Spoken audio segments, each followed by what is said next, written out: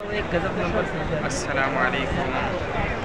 देखिए जो है हरम पाक में जुमा की नमाज के बाद का मंज़र, कसीर तादाद में लोग नज़र आ रहे हैं।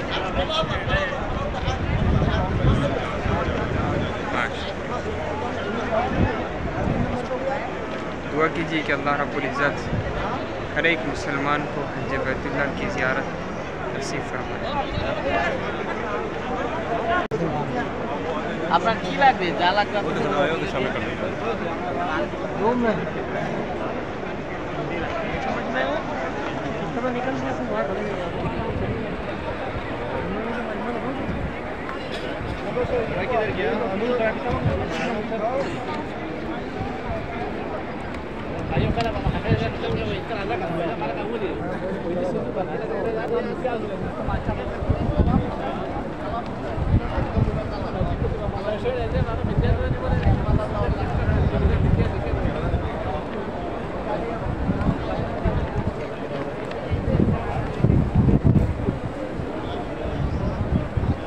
بعد النساء اللي بيقول لي